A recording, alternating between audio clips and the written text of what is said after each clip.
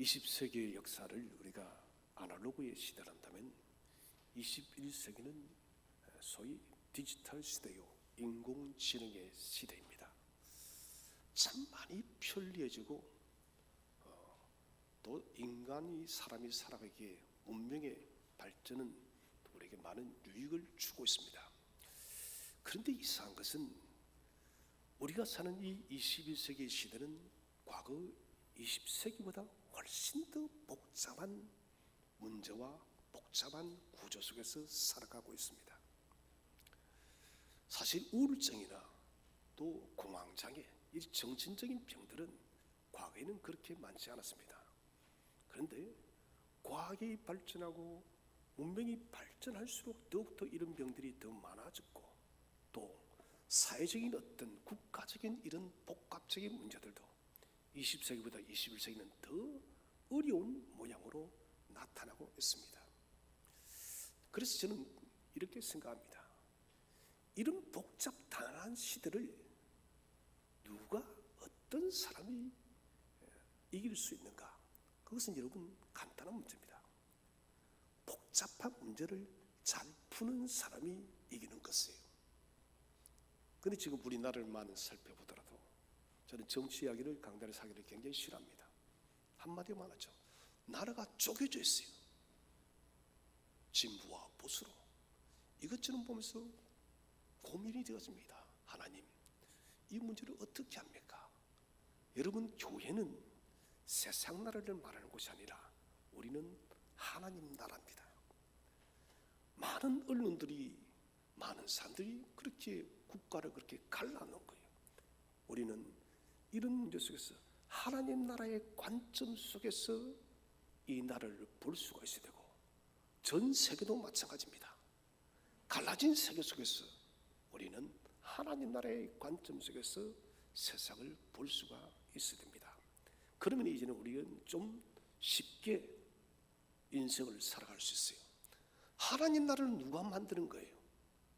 하나님 나라는 누가 주인입니까? 누가 왕이십니까? 우리 하나님이십니다. 모든 지혜에 뛰어나신 전능하신 하나님이 하나님 나라의 주인이요, 이 우주 만물의 주인이라는 것이에요. 그렇다면 좁게로는 우리 개인들, 좀 더 넓게로는 우리 사회, 직장, 국가, 전 세계, 일기 문제, 자연재해 문제, 이런 문제들을 누가 풀 수 있느냐는 거예요. 여러분, 우리 사람이 지금 어떻게 할 수 있던가요? 가운데 있는 연인이 계속해서 폭설이 내렸어요. 어제 뉴스를 보니 1.5m나 쌓였어요. 인력의 한계예요. 제가 알아보니까 기상 관측소에서 더 이상 눈높이를 재기를 포기했답니다.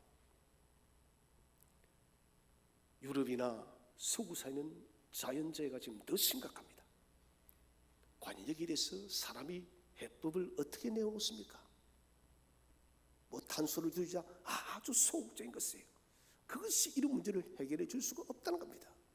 사람의 죽음 문제, 이 사람의 지혜로서 이것은 풀 수가 없는 문제라는 것이에요. 그러므로 시대가 복잡할수록, 인생이 복잡할수록 살아계신 예수 그리스도를 바라보시기 바랍니다. 왜 그러냐? 그분은 지혜자요, 그분은 능력자요, 그분은 해결자요, 그분은 모든 것을 주관하는 자임을 믿으시길 바랍니다. 그러므로 우리는 그분의 주시는 답을 잘 가져오기만 하면 됩니다. 주님께서 주시는 그 해답의 길을 가지고 오면 됩니다. 그 가지고 오는 힘이 뭐냐? 잘 가지고 오는 사람은 어떤 사람이 잘 가지고 오느냐? 바로 큰 믿음을 가진 사람이에요. 저는 그래서 오늘 우리 성도님들이 작은 믿음의 사람이 아니라 하나님의 해답을, 하나님의 은혜를, 하나님의 크신 복들을 무진장 마음껏 가지고 올 수 있는 큰 믿음의 소유자가 되시기를 바랍니다. 작은 믿음이라도 믿음을 가진 것은 굉장히 중요하죠. 왜냐하면 불신앙과 근본적으로 차이가 있기 때문에. 믿지 않은 사람은 이 복잡다라는 문제를 풀어갈 수 있는 방법이 없어요. 그러나 여러분, 정말 저는 감사하더라고요. 하나님께서 나같이 저같이 부족한 작은 믿음의 사람에게도 주님께 손을 내밀면 주님이 해답을 주더라는 것이에요. 그래서 저는 할 수 있다면 큰 믿음을 가지시고, 혹 내가 큰 믿음을 가지지 않았다면 그 작은 믿음이라도 여러분 잘 가꾸시기를 바랍니다. 연약한 믿음이라도 믿음을 가진 사람은 살아있는 사람이라고 성경은 이야기를 합니다. 그렇다면 믿음을 가지지 못한 사람은 이 세상이란 해법을 찾을 수 없을 뿐더러 궁극적으로 인간의 사람의 죽음의 문제를 해결할 수 없기 때문에 허물과 죄로 죽은 사람이라 그렇게 말합니다. 우리 한번 성경을 읽어보겠습니다. 요한복음 3장 18절 말씀 시작. 그를 믿는 자는 심판을 받지 아니하는 것이요 믿지 아니하는 자는 하나님의 독생자 이름을 믿지 아니하므로 벌써 심판을 받은 것이니라. 아멘. 그를 믿는 자는 작은 믿음이든 큰 믿음을 가진 사람이든 믿음이 있는 사람은 구원을 받은 백성이라는 거예요. 그러나 믿지 않는 사람은 벌써 심판을 받은 것이라. 보십시오. 세상 속에서도 이미 고난의 인생을 살아가잖아요. 그렇지 않나요? 복음이 없기 때문에, 믿음이 없기 때문에 모든 인생의 짐들을 자신이 오롯이 다 짊어져야 됩니다. 여러분, 인생이 그렇게 만만합니까? 그렇지 않습니다. 우리가 풀어가기에 인생은 얼마나 복잡한 문제들이 많은지 몰라요. 믿음이 없을 경우는 이 모든 문제를 내가 다 감당해요. 그러다 보니 사람들이 극한의 상황이 찾아오면 그만 스스로가 목숨을 끊어버립니다. 그러나 여러분, 작은 믿음이라도 믿음을 가진 사람은 그런 인생의 문제에 봉착할 때 주님께 내려놓고 주님께 답을 찾는다는 거예요. 그때마다 주님은 감사하게도 내 믿음이 비록 겨자씨같이 작은 믿음이라 할지라도 응답하시고 말씀하시는 분이심을 믿으시를 바랍니다. 자, 오늘 우리는 두 가지의 대조적인 믿음을 봅니다. 주님께서 베드로에게 네 믿음이 왜 그렇게 작느냐 이렇게 말씀하시고, 여인에게는 네 믿음이 크다 이렇게 칭찬하십니다. 그래서 이 대조적인 두 믿음을 함께 살펴보기를 원합니다. 첫 번째 주제는 작은 믿음이 가지고 있는 특징은 무엇인가? 첫 번째로 작은 믿음은 특별한 증거, 기적이나 표적이나 신비로운 어떤 것이 있어야 믿는 경향을 가집니다. 여러분, 베드로가 오늘 물 위로 걸어오는 예수님을 만납니다. 그들은 이미 예수님을 만나기 전에 큰 풍랑 앞에 죽기 일보 직전에 섰어요. 그때 예수님께서 바다 위를 걸어오십니다. 제자들이 뭐라 합니까? 유령이라, 예수님의 유령이다라고 예수님임을 믿지를 못했습니다. 그리고 베드로는 바다 위를 걷다가 빠져버렸어요. 여러분, 베드로의 믿음이 갑자기 작아져서 물에 빠졌을까요? 아니에요. 원래 그의 믿음은 작은 믿음이었습니다.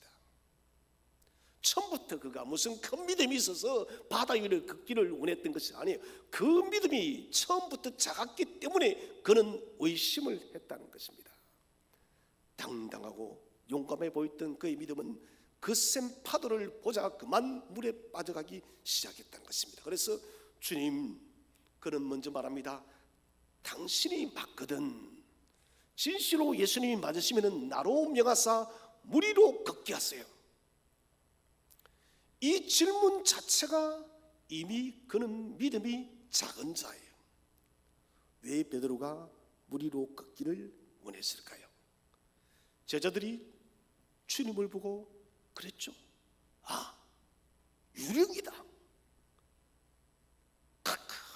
깜깜한 밤에 폭풍과 몰아치는데 이는 사람이 걸어옵니다. 그런데 그들은 놓친 게 있습니다. 이 사건 앞에 무슨 일이 있었나요? 오늘 우리가 큐티했죠. 500 이후의 기적이 있었습니다. 물고기 2마리와 떡 5개로 건장한 장년들 5,000명과 아이들과 여인들을 먹이고 여러분 10,000명이 넘는 사람을 먹이고도 12강조되지 않는 그런 큰 기적을 경험했어요. 그런데도 그들이 뭐랍니까? 예수님이 아니라 유령이라. 아마 저 생각에는 베드로가 제일 크게 소리쳤을 거예요. 그는 소리가 원래 큰 사람이니까 유령이라고. 주님이 뭐랍니까? 안심하라, 너희는 두려워 말라. 그럼에도 불구하고 의심합니다. 베드로가 그 중에 여러분 제일 의심이 앞섰어요. 그래서 그가 뭐랍니까? 주님에 대한 의심으로 진실로 당신이거든 나로 무리를 걷게 해주세요. 무슨 말이냐면 이것은 진짜 예수님이 맞으면은 당신이 하나님의 아들이면은 한번 기적을 보여달라는 거예요. 하나님은 당신의 아들이면은 내게 기적을 나타내서 나도 무리로 걷게 해주세요. 아주 무리한 요구예요. 주님과 함께 다니면서 많은 표적을 보고서도 그런 무리한 질문을 하고 있다는 것입니다. 지금까지 주님께서 많은 이적과 표적과 기사를 보여주었지만 베드로는 제자들은 여전히 만족하지 못한다는 것입니다. 여러분 이것이 약한 믿음이에요. 강한 믿음은 특징이 뭐냐면은 말씀만으로 만족합니다. 아멘이십니까? 주님께서 우리에게 쓰신 이 성경 66권의 말씀 하나만으로도 만족한다는 거예요. 내 삶에 아무리 이적과 기적과 표시가 없어도 주님 말씀이기 때문에 주님을 믿는다는 거예요.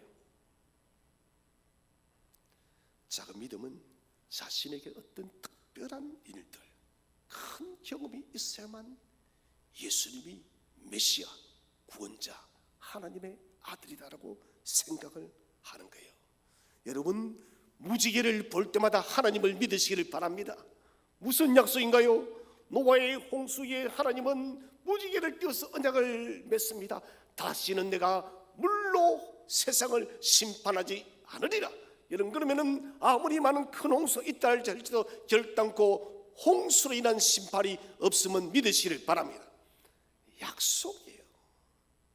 내 속에 작은 증거들, 큐티를 할 때 하나님은 내게 증거를 보여주십니다. 성경을 읽을 때 하나님은 내게 은혜를 주십니다. 기도 중에 내 마음에 증거를 주십니다. 여러분 이런 감동케 하는 것들, 이 모든 것들은 주님의 역사이며 주님의 살아계시며 주님이 나의 능력이라는 것을 확신하시기 바랍니다. 그래서 여러분 작은 깨달음이 있을 때마다 하나님은 살아계셔. 그분의 말씀은 오라. 주님은 내게 하신 말씀 그대로 이루어 주실 것이야. 여기에 대해서 의심하지 말라는 것입니다. 작은 믿음의 성도들은 일상적인 하나님의 은혜에 대해서 만족하지는 못해요. 설교 시간에 주어지는 그 말씀을 들으면서도 저 말씀은 나와는 관계가 없을 것이야. 어떻게 베드로가 무리로 걸어? 내 인생에는 절대로 그런 일이 일어나지 않을 거야. 천만의 말씀요, 저와 여러분의 인생에도 그런 기적이 일어날 줄로 믿으시기를 바랍니다. 믿으면 여러분 일어나는 거예요. 믿으면은. 믿는다는 것은 무엇입니까? 나의 합리적인 생각을 다 내려놓고 주님 그분만 전적으로 신뢰하는 것이 믿음이라는 것입니다. 베드로는 다른 제자들보다 더 많이 가지고 더 많이 행하고 더 많이 체험해야만 그는 예수님이 참 메시아라는 것을 그는 알 것 같았어요. 이것이 문제라는 것입니다. 그래서 그는 주님처럼 기적을 행할 수 없다면은 나는 믿을 수 없다. 이게 베드로의 생각이었어요. 나도 주님처럼 그럴 수 없다면 바다이로 나는 주님을 믿을 수 없다는 거예요. 여러분 이것은 큰 오산입니다. 저와 여러분이 주님처럼 행할 수 없어도 주님은 살아계신 하나님이요 저와 여러분의 생명의 구원자요 이 모든 세상 우주 역사를 섭리하고 다스리고 인도하는 목자임을 믿으시길 바랍니다. 그게 여러분 믿음인 것이요. 두 번째로 작은 믿음은 주변 환경에 너무 많은 영향을 받습니다. 자, 베드로가 물 위로 걸었습니다. 여러분, 요즘 사람들 보니까 물 위로 걷는 사람을 봤습니다. 저는 이상한 보트를, 서핑 보드입니까? 그거를 타니까 제트 보트에서 물 위로 떠가더라고요. 그건 가짜죠. 베드로는 그게 아닙니다. 정말 아무런 장비 없이 예수님이 물 위로 걸었던 것처럼 그도 물 위로 걸었어요. 여러분, 베드로가 걸었다면 저와 여러분의 인생에도 주님에 대한 확실한 신뢰가 있다면 이런 기적과 표적이 있음을 확신하시기 바랍니다. 그런데 문제는 뭐냐? 파도예요. 파도를 보기 전까지는 베드로는 놀라면서 어떻게 내가 물 위로 걸을 수 있지 하면서 물 위를 한 걸음 한 걸음 걸었다는 것입니다. 그런데 큰 바람을 보자 무서워지기 시작합니다. 왜 무서워지기 시작했을까요? 그것은 믿음의 토대인 예수 그리스도가 있기는 있었지만은 약했다는 거예요. 다시 말하면 예수님을 믿기는 믿어요. 베드로도 그 예수님이 베드로의 삶에 가득해서 충만해야 될 건데, 여러분 뷔페에 가서 음식을 드시면은 어떨 때 요즘에는 다 그렇지는 않던데 다이어트를 하신다고, 제가 한 10년 전만 해도 저는 뷔페에 가면은 어느 때까지 보통 다 먹습니까? 배가 터질 때까지 먹었어요. 요즘은 잘 그렇게 하지 않더라고. 보니까 사람들이 살 뺀다고 배가 터지듯이, 정말 그래요. 배가 터진다는 건 더 이상 빵빵해서 들어갈 수가 없는 거예요. 저와 여러분의 내면의 마음속에 예수 그리스도가 충만하게 가득 차기를 바랍니다. 가득 차서 더 이상 어떤 것 다른 것이 침투할 수 없는 그런 상황이 되어야 된다는 거예요. 그 이름 성령 충만이에요. 베드로에게는 그러지를 못했습니다. 그리스도는 너무 작았고 자신의 생각과 자신의 경험과 자신의 판단이 너무 많았습니다. 주님은 10%요. 그리고 자신이 90%였어요. 그래서 믿음이 기준이 되지 못하는 삶을 살았기 때문에 그런 환경과 분위기와 상황에 따라서 그의 믿음이 바뀌었다는 것입니다. 여러분, 이것은 우리가 깊이 생각해야 됩니다. 믿음의 기준이 되어지면은 내 상황과 내 환경과 내 삶의 인생이 어떻게 변화되어지든 간에 흔들리지 않아요. 여러분, 현대 사회를 살면서 너무너무 복잡한 시대를 사니까 많은 사람들이 멘탈의 이 소위 정신력, 또 다른 말로는 마음의 힘입니다. 멘탈을 강화시키기 위해서 많이 노력을 합니다. 제가 가만히 보니까 멘탈, 정신력, 마음의 힘이 강한 사람은 여러분 어떤 사람일까요? 긍정적인 사람이었어요. 무슨 일을 만나도 긍정적으로 받아들입니다. 저도 훈련을 요즘 많이 합니다. 일을 만날 때마다 감사합니다. 감사합니다. 근데 이게 여러분 쉽지는 않아요. 목요일 날에 어찌어찌해서 왜 어지러울까 해서 혈압을 제가 봤더니 혈압이 160까지 올라가 있더라고요. 너무 놀랐습니다. 저 평생에 처음으로 저희 어머니 혈압약을 먹었었어요. 그리고 좀 지나니까 수그러들고 조금 지금은 나아졌는데, 그 의사 선생님이 그래요. 목사님, 마음이 떨리거나 마음이 불안해지고 조급해지면 혈압이 그렇게 갑자기 오릅니다. 저는 그 말 들으면서 아직 많이 멀었구나. 여러분, 멘탈, 마음의 힘이 강해야 됩니다. 마음의 힘이 강하기 위해서는 주님을 더욱더 신뢰하시길 바랍니다. 그래요. 여러분, 우리 인간의 힘이 아무리 많이 들어간다 할지라도, 파수꾼의 수가 아무리 여러분 열심히 성을 지킨다 할지라도, 우리가 아무리 힘을 써서 우리 인생을 지킨다 할지라도 하나님이 도우지 않으면 우리의 수가 헛된 줄로 아시기를 바라요. 주님이 지켜줘야 돼요. 주님이 지키면은 우리가 수고하지 않아도 주님이 인도한다는 거예요. 믿음의 기둥이 되지 않으면 마치 주식이 너를 뛰는 것처럼 믿음의 기복이 심해집니다. 기분이 좋으면 믿음이 업되었다가 오늘은 기분이 안 좋아요. 갑자기 저 지옥까지 내 마음이 모든 것이 떨어져 버려요. 참 여러분 이렇게 되어지면요 힘들어요. 저는 우리 샘떡의 성도님들은 어느 누구도 널뛰기의 신앙이 아무도 없는 견고한 신앙을 가지기를 축복을 드립니다. 견고해야 돼요. 우리가 감정과 상황과 환경에 따라서 살아가면 아주 힘든 삶을 살게 되어집니다. 그렇지 않겠습니까? 오늘은 기분이 업되어서 하늘을 날 것 같은데 내일은 또 저 지옥의 음부성으로 떨어지는 것처럼 견딜 수 없이 낙심돼서 죽고 싶어요. 여러분 이건 안 된다는 거예요. 이게 여러분 작은 믿음이에요. 큰 믿음을 가진 사람은 자신의 기초가 뭔지를 알아요. 자신의 기초는 상황이나 환경이 아니다는 거예요. 바로 예수님이 기초가 되어 있습니다. 여러분 우리의 반석이신 예수님이 저와 여러분의 삶의 기초가 되어지면 우리의 인생에 어떤 바람이 불어와도 견고하게 서 있을 줄로 확신하시길 바랍니다. 작은 믿음은 인생에 작은 바람만 불어도 아래로 떨어집니다. 주변 상황과 환경을 뛰어넘기 위한 그런 힘이 없다는 거예요. 그래서 우리는 우리 내면의 문제를 잘 다스려야 됩니다. 마음의 힘을 기르시기를 바랍니다. 마음의 힘이 여러분 어떻게 길러질까? 이것은 여러분 주님을 신뢰하는 연습을 하라는 거예요. 믿을 수 없는 상황에서도 주님을 신뢰해 보시기를 바랍니다. 도무지 믿어지지 않아요. 이 일은 주님이 도무지 도와주지 않을 것 같아.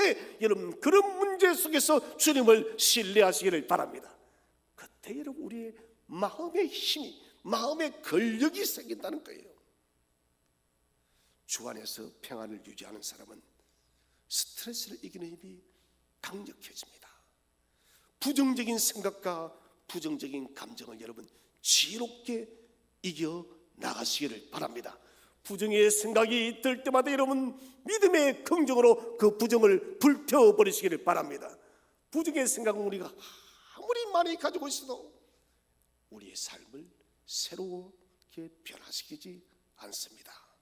주 안에서 모든 것을 어떠한 상황이라 할지라도 소망적으로 바라보세요. 이것은 비관이야. 이것은 불가능해. 아니요. 비관적일수록 여러분 희망적으로 바라보시고 불가능할수록 가능하다는 믿음을 가지시기를 바랍니다. 두 번째 주제는 작은 믿음 속에 있는 이 긍정적인 특징. 저는 여기서 큰 위로를 받았습니다. 작은 믿음이 이런 단점만 가지고 있고 아무런 긍정적인 것이 없다면 어땠을까? 왜요?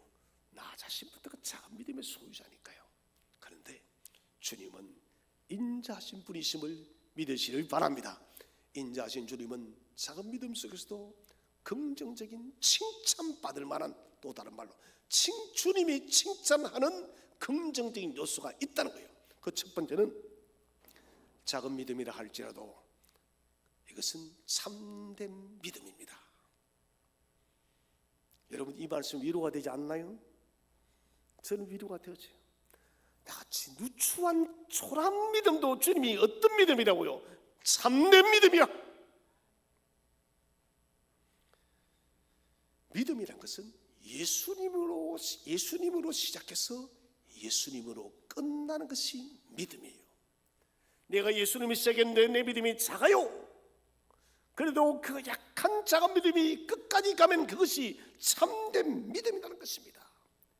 예수님을 믿는 가장 작은 믿음도 사도 베드로는 베드로전서 1장 1절에서 보배로운 믿음이라고 말을 하고 있습니다. 같이 한번 우리 인사합시다. 당신은 보배로운 믿음을 가지고 있습니다.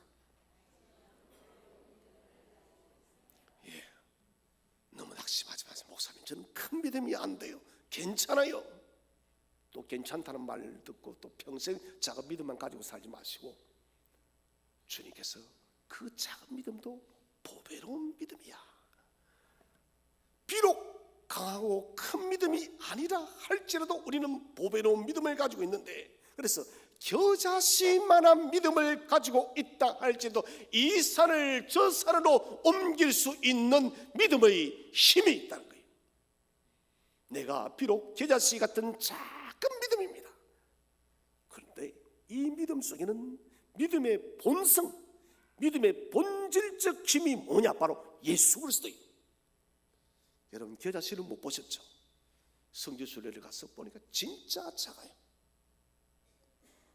그 많은 작은 믿음을 가져도 예수님이 그 안에 계시기 때문에 저와 여러분의 삶 속에는 기적이 나타날 줄로 믿으시길 바랍니다.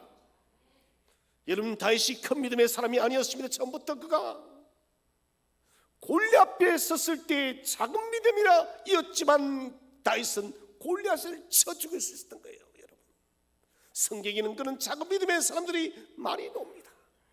야엘을 죽였던 여인을 보세요. 그는 큰 믿음의 사람이 아닙니다. 말뚝을 박는 용기를 하나님이 주는 거예요. 기생 라합을 보세요. 그 무슨 큰 믿음의 여인이 아니요. 그 또한 작은 믿음의 여인이었지만은 그 믿음으로 이스라엘 백성을 지켜줬고 믿음으로 자기 신앙을 고백했다는 거예요. 그래서 하나님은 라합을 건져 주었다는 거예요. 작은 믿음도 언제 불꽃이 일어날지 알 수가 없어요. 여러분, 작은 불씨는 큰 불이 될 수 있는 확률이 굉장히 높습니다. 제가 언제 얘기했는지 잘 모르겠지만 제가 사는 그제도 그 동네 저희 집 바로 앞에 산이 있었어요.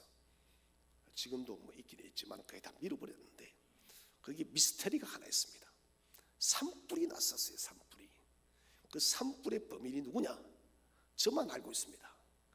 저 친구가 그렇게 했거든요. 그 같이 산에 놀러 갔다가 이 친구가 갑자기 한단 말이 저희는 그래서 야, 우리 그 바로 그것도 하필이면 묘지에다가, 묘지는 여러분 얼마나 또 잔디가 또 좋습니까? 얘가 한번 불을 한번 지펴보자. 진짜 불이 나는지 안 나는지. 그 질문이 여러분 얼마나 황당한 질문이에요. 그래, 야, 하면 안 된다는 거야. 아, 된다는 거예요. 야, 이 뭐 성냥개비 하나가 무슨 불이 되겠냐고. 그런데 여러분, 그게 진짜 큰 산불이 산을 다는 아니지만 엄청난 산이 타버렸습니다. 그래서 소방서는 그 당시에 낙후됐기 때문에 늦게 왔고 동네 주민들이 다 올라가지고 불 끄냐 난리가 났습니다. 저는 불 끄는 척 하다 도망가 버렸어요. 있으면 큰일 나니까. 아무도 몰라요. 지금도 누가 그곳에 불을 냈는지. 여러분, 작은 불씨 힘이 있습니다.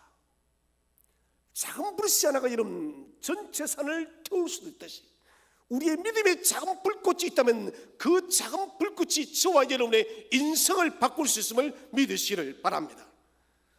주님을 위해서 연약한 삶을 살아도 주님은 우리를 강한 손으로 붙들고 계십니다. 주님을 바라보는 믿음의 눈빛이 비록 우리에게 약하고 불안해 보여도 주님을 바라보기만 한다면 주님은 당신의 오른손으로 우리를 건져낼 줄로 믿으시기를 바랍니다. 그래서 가장 약한 믿음이라 해도 그것은 참된 믿음이다. 자, 그러나 말씀드립니다. 이 작은 믿음에 계속 머물러 있어서는 안 됩니다. 그러면은 큰 믿음의 풍요함을 누릴 수가 없어요. 저는 수영하는 것이 미숙해요. 그리고 바닷가에 가면은 깊은 곳에서 수영하는 사람은 참 부럽습니다. 수영이 미숙하기 때문에 얕은 곳에서만 겨우 수영을 왔다 갔다 합니다. 깊은 곳에서 수영을 하면서 그곳에서 물에 가만히 떠 있는 사람 보면은 멋져 보여요. 여러분, 믿음은 깊은 곳으로 가야만 더 큰 기적을 경험하는 거예요. 매일매일 얕은 곳에 있으면 우리는 주님의 풍성한 믿음의 역사들을 경험할 수가 없다는 것입니다. 여러분, 그래서 주님이 우리의 손을 잡아줄 때에 우리 약한 믿음을 긍휼히 여길 때 여러분 그 기회를 놓치지 마시기를 바랍니다. 세계적인 커피 체인점이 스타벅스죠. 이 스타벅스는 시애틀에 1970년대 시애틀의 조그만 마을에 커피 원두 가게였습니다. 그래서 그들은 근 10년이 넘게 커피나 동네 수산대 팔고 원두를 굽어서 팔고 그렇게 아주 작은 영세점이었어요. 그런데 그곳을 하월드 슐처, 지금 스타벅스의 회장이죠. 1987년 하월드 슐처에 지나다가 그 분위기가 너무너무 아름다운 거예요. 그래서 하월드 슐처, 저 가게를 내가 인수해야 되겠다. 저 문화가 너무너무 좋네. 하월드 슐처는 여러분 커피를 산 게 아니라 시애틀의 스타벅스의 문화를 샀습니다. 저 문화를 사면은 반드시 세계적인 체인점이 될 수 있다고 하월드 슐처의 예언은 그대로 적중했어요. 스타벅스를 이기는 나라가 거의 없습니다. 여러분 무엇을 말합니까? 작은 믿음, 주님이 나를 만져줄 때 여러분 큰 믿음을 보는 비전을 가지시길 바랍니다. 주님, 내가 내 믿음이 지금은 작은 믿음이 있지만은 주님, 내가 이 작은 믿음에서 큰 믿음을 보기를 원합니다. 주님, 내가 큰 믿음으로 수직 상승할 수 있도록 나를 건져 달라고 지도하시기를 바랍니다. 비전을 가질 때 주님은 우리를 변화시키는 하나님이에요. 저는 우리 샘터교회 모든 성도님들이 큰 믿음을 소유하시기를 축복을 드립니다. 세 번째로, 작은 믿음이라 할지라도 공경에 처했을 때 기도로 강구하기 때문입니다. 자, 베드로가 물속으로 가라앉기 시작했습니다. 주님, 나를 구원해 주세요. 여러분 이렇게 보십시오. 작은 믿음의 소유자 베드로도 물에 빠져가니까 얼굴을 어디에 두어야 될지 알고 있는 거예요. 어디에 두어야 됩니까? 예수님께. 베드로는 어부입니다. 저처럼 수영에 미숙한 사람이 아니에요. 수영에 능숙한 사람임에도 불구하고 그는 수영을 하려고 하지 않습니다. 누구를 바라보나요? 주님을 바라봅니다. 여러분 알량한 저와 여러분의 재주와 능력과 여러분 힘에 의지하지 마시고 공경에 빠지면 주님을 바라보시기를 바랍니다. 주님을 바라봐야 돼요. 작은 믿음은 자신의 마음을 주님 앞에 쏟아놓습니다. 비록 자신의 삶에 위기가 처했어, 위기 때문에 하는 기도라 할지라도 이 기도는 칭찬받는 기도예요. 왜 칭찬받을까요? 그래도 기도하기 때문에, 그래도 주님을 찾기 때문에. 찾지 않는 자와 기도하지 않는 자는 하늘과 땅의 차이라는 거예요. 주님께서는 우리 힘으로 이것저것 다 해보고 난 뒤에 헬루증에 걸린 여인처럼 수많은 의사들을 만나보았고 약도 먹어보았고 인간적인 모든 방법을 다 동원하고 난 뒤에 주님을 만났지 않습니까? 그렇게 헬루증 여인이 찾아왔지만은 주님은 헬루증 여인을 고쳤음을 믿으시길 바랍니다. 비록 우리가 이것저것 이런저런 방법 다 시도해보다가 이제는 막다른 길에 있어서 도무지 길이 없어서 주님을 찾는다 해도 주님은 저와 여러분을 도우시는 분이심을 믿으시길 바랍니다. 작은 믿음이라 할지라도 부르짖으면 우리를 잡아주십니다. 여러분, 주님이 내 손을 잡아주시는 그 기회를 놓치지 마시기를 바랍니다. 송정 바닷가를 가면은 겨울에도 여러분 바닷가에 사람들이 많습니다. 해변에, 바다 위에. 이분들은 대부분 서핑을 하는 분들이에요. 저는 생각으로 춥지도 않나. 한 50명, 60명 사람들이 바다에서 서핑을 합니다. 이 서핑을 하는 사람들이 기다리는 것이 있습니다. 그게 뭘까요? 바람이에요.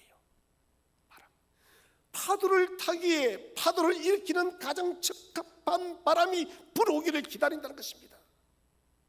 그 바람이 불어서 파도를 일으키면 그때 그들은 서핑을 타는 거예요. 이런 타이밍은 중요합니다. 특별히 믿음의 타이밍은 중요합니다.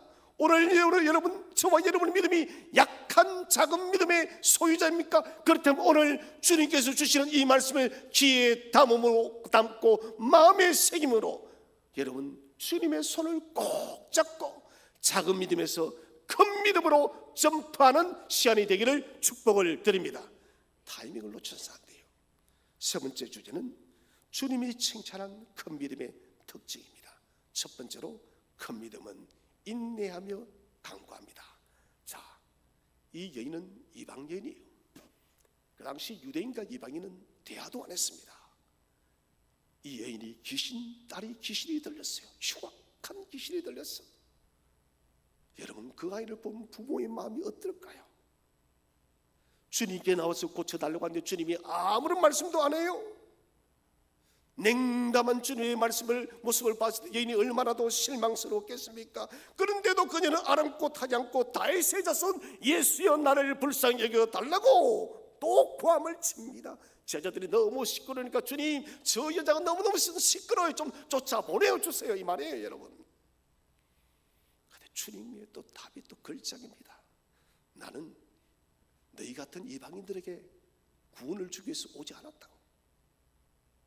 나는 유대인들을 구원하기 위해서 유대인들을 잃어버린 양을 찾기 위해서 왔다. 여러분, 주님 참 기분 나쁘게 말씀하세요. 여러분, 만약에 저와 여러분이 예수님께 나가서 이 말을 들었으면 여러분 기분이 어땠을 것 같아요? 내가 다시는 당신을 예수로 하나 봐라.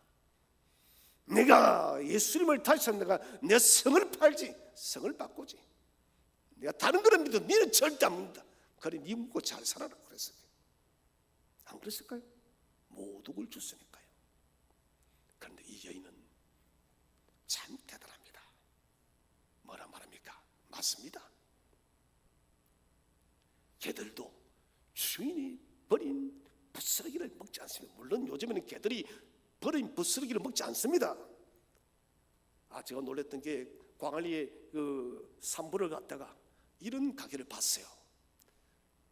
강아지 편의점 24시. 진짜 있어요. 강아지를 위한 24시간 편의점이 있더라고요. 대단해요, 여러분.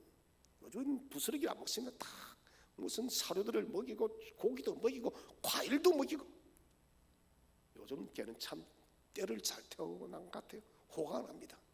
이때는 그렇지 않죠.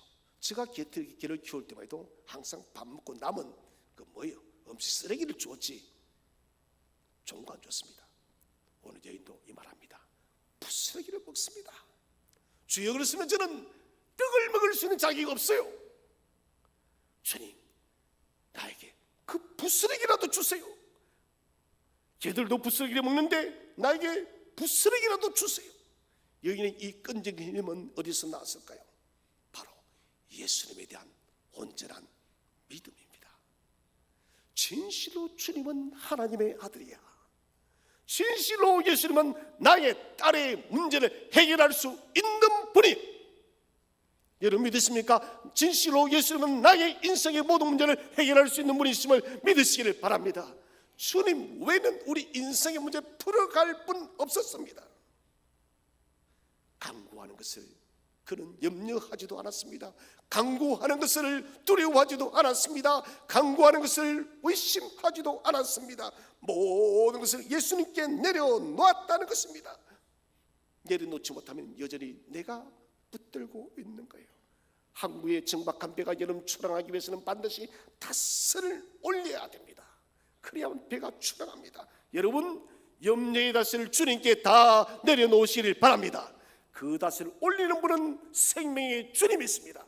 주님께서 그 닷을 올릴 때 저와 여러분의 모든 염려의 근심이 해결될 줄로 믿으시기를 바랍니다. 두 번째로, 큰 믿음은 낙심 속에서도 소망을 바라봅니다. 자, 오늘 여기는 작고 무섭게 들리는 주님의 말씀을 들었습니다.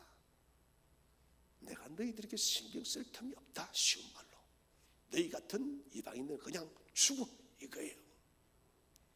그런데 이 여인은 장애의 떡을 취하여 걔들에게 던지는 사람이 없지만은, 그러나 주님, 나는 이 부스러기도 괜찮습니다. 부스러기라도 나에게 달라고. 주님의 냉담한 그 말씀 속에서도 여인은 희망을 바라보는 거예요. 주님이 저렇게 말씀하셔도 아니야. 주님은 다윗의 자손 예수 그리스도시기 때문에 그분은 자비로운 분이실 거야. 저분이 저렇게 말을 하는 분명히 의도가 있을 것이야. 그녀는 캄캄한 어둠 속에서도 빛을 보았다는 것입니다. 그래서 주님 그렇습니다. 자녀의 떡을 게으르게 던지는 것은 마땅치 않지만은 그래도 부스러기를 먹지 않습니까? 주님의 말씀을 자신을 거절한 것으로 그녀는 받아들이지 않습니다. 주님은 침묵하시고 냉정한 말씀하시고 두 번을 거절하셨지만은 여인은 그 거절을 거절로 받아들이지 않았다는 거예요. 이것은 낙심이죠. 여러분 기도하다가 낙심이 올 때 그 낙심을 손으로 싸서 밖으로 던져버리시기 바랍니다. 주님은 낙심을 주는 분이 아니에요. 주님은 희망과 소망과 생명을 주는 분이심을 믿으시길 바랍니다. 이 여인의 큰 믿음은 한밤중에도 태양을 보는 믿음이에요. 이 여인의 큰 믿음은 한겨울에도 여러분 봄날을 보는 믿음이에요. 이 여인의 큰 믿음은 보이지 않는 곳에서도 믿음의 빛을 보는 믿음이에요. 오직 여인은 주님의 말씀만으로 만족하고 있다는 것입니다. 마지막 세 번째로 큰 믿음은 기도하고 응답을 받는 믿음입니다. 그녀가 얼마나 대단한 응답을 받은지 한번 성경을 봅시다. 마태복음 15장 28절을 다 함께 읽어보겠습니다. 시작. 이에 예수께서 대답하여 이르시되 여자여 내 믿음이 크도다 내 소원대로 되리라 하시니 그때로부터 그의 딸이 나으니라. 아멘. 자, 주님께서 여자여 내 믿음이 뭐하다고요? 크도다. 우리 같이 인사 한번 합시다. 큰 믿음의 사람이 됩시다. 큰 믿음의 사람이 됩시다. 주님께서 우리에게 사랑하는 샘터교회 성도들아 너희 믿음이 크도다. 얼마나 이런 복된 말씀입니까? 여러분 큰 믿음은 분명한 결과가 와요. 네 소원대로 되리라. 여러분 주님은 우리를 방관하게 팔짱끼고 있는 분이 아닙니다. 우리가 큰 믿음으로 주님을 신뢰할 때 우리가 구하는 것이 무엇이든 주님은 믿음대로 될지라라고 선포하는 분이라는 거예요. 그녀의 딸은 즉각적으로 낫게 되었습니다. 흉악한 귀신이 떠났습니다. 내 손대로 되리라 응답을 받았다는 것입니다. 우리는 기도할 때 바로 이런 강한 믿음을 가져야 됩니다. 기도할 때는 전적인 신뢰, 의심하지 마세요. 불안하지 마세요. 그럴 때는 그렇게 기도하세요. 하나님, 내 속에 의심과 불안과 염려가 많습니다. 저는 이것을 주님께 내려놓습니다. 내려놓으세요. 주님은 만져주십니다. 기도하며 의심하는 것은 하나님을 믿지 못하는 불신앙이에요. 기도는 자신의 모든 문제를 내려놓고 우리의 삶의 문제 해결자이신 주님께 내 인생의 대수술을 맡기는 거예요. 여러분 얼마나 멋진 일이에요. 저는 우리 샘터교회 성도님들이 수술을 아무도 받지 않기를 축복을 드립니다. 그런데 불가피하게 수술을 한다면 집도에게 맡기는 거예요. 우리 오경훈 권사님도 신장이식을 하시면서 오경훈 권사님이 신장이식 수술하면서 선생님 그쪽은 좀 살살하고요 이쪽은 좀 어떻게 좀 그렇게 했을까요? 아니요. 그냥 뭐 그 말도 마취됐으니까 몰라요. 그냥 마취는 무슨 말입니까? 맡긴다는 거예요. 의사 선생님께서 알아서 해주세요. 여러분 혹 사람의 수술은 실수가 있을 수 있지만은 주님의 수술은 결단코 실수가 없음을 믿으시기를 바랍니다. 사람의 수술은 혹 실수해서 그 수술이 실패할 수가 있지만은 주님의 수술은 반드시 성공할 줄로 확신하시기를 바랍니다. 하나님께 바라는 것을 얻을 수 있는 기도, 여러분 끈질기게 강구하고 포기하지 마십시오. 골방으로 가십시오. 그리고 의심하지 마시기 바랍니다. 당장 결과가 보이지 않습니까? 그러나 주님은 우리에게 그 결과를 반드시 보여주실 것입니다. 사랑하는 샘터교회 성도 여러분, 우리는 작은 믿음의 소유자입니까? 큰 믿음의 소유자입니까? 혹 아직까지도 우리가 작은 믿음에 머물러 있다면 주님이 우리의 손을 잡아주실 때 그 기회의 시간을 놓치지 마시길 바랍니다. 작은 믿음이 점프해서 큰 믿음의 소유자가 되시기를 바랍니다. 그 믿음을 가진 사람은 그 믿음을 더욱더 견고하게 틀을 쌓아서 더 큰 믿음으로 성장하는 주의 놀라운 복이 함께하기를 주의 이름으로 축원드립니다.